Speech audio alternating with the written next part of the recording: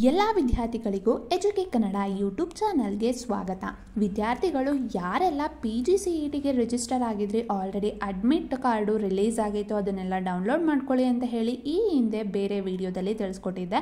ವಿದ್ಯಾರ್ಥಿಗಳು PGCETದು ಅಡ್ಮಿಟ್ ಕಾರ್ಡನ್ನು ಡೌನ್ಲೋಡ್ ಮಾಡ್ಕೊಂಡಿರ್ತೀರ. ಇವಾಗ ಮತ್ತೆ KA ಬೋರ್ಡ್ ಕಡೆಯಿಂದ ನೀವೇನಾದ್ರೂ PGCET ಆದಮೇಲೆ ಕೆಲವೊಂದು ಕೋರ್ಸಸ್ಗಳಿಗೆ ಅಡ್ಮಿಷನ್ನ ತಗೊಳ್ಬೇಕು ಅಂತ ಹೇಳಿ ಅಂದ್ಕೊಂಡಿರ್ತೀರ ಅಲ್ವಾ, ಅದ್ರ ಬಗ್ಗೆ ಎಲಿಜಿಬಿಲಿಟಿ ಕ್ರೈಟೀರಿಯಾ ಏನೇನಿದೆ ಪ್ರತಿಯೊಂದು ಕೋರ್ಸ್ಗೂ ಅಂತ ಹೇಳಿ ಅಫಿಷಿಯಲ್ ವೆಬ್ಸೈಟಲ್ಲಿ ಪಬ್ಲಿಷ್ ಮಾಡಿದ್ದಾರೆ. ವಿದ್ಯಾರ್ಥಿಗಳು ಯಾರೆಲ್ಲ MTech ಮತ್ತು ಮಾಸ್ಟರ್ ಆಫ್ ಆರ್ಕಿಟೆಕ್ಚರ್ ಇದಕ್ಕೆಲ್ಲ ಅಡ್ಮಿಷನ್ ತೊಗೊಳ್ಬೇಕು ಅಂತ ಅಂದ್ಕೊತಿದ್ದೀರಾ, ಮತ್ತು ಈಗ ಪ್ರತಿಯೊಂದು ಸ್ಟ್ರೀಮಲ್ಲೂ ತುಂಬ ಡಿವಿಷನ್ಸ್ ಇರುತ್ತೆ ಅಲ್ವಾ, ತುಂಬ ಕೋರ್ಸಸ್ ಇರುತ್ತೆ ಅಲ್ವಾ, ಅದಕ್ಕೆಲ್ಲ ಏನೇನು ಎಲಿಜಿಬಿಲಿಟಿ ಇದೆ ಪೋಸ್ಟ್ ಗ್ರ್ಯಾಜುಯೇಟ್ ಕೋರ್ಸಸ್ಗೆ ಅಂತ ಹೇಳಿ CETonline.karnataka.government.in ವೆಬ್ಸೈಟಲ್ಲಿ ರಿಲೀಸ್ ಮಾಡಿದ್ದಾರೆ. ಈ ಕೂಡಲೇ ಹೋಗಿ ಚೆಕ್ ಮಾಡಿ ಅಂತ ಹೇಳ್ತಾ ಇದ್ದೀನಿ. ಇದಿಷ್ಟು ಈ ವಿಡಿಯೋದ ಮಾಹಿತಿ.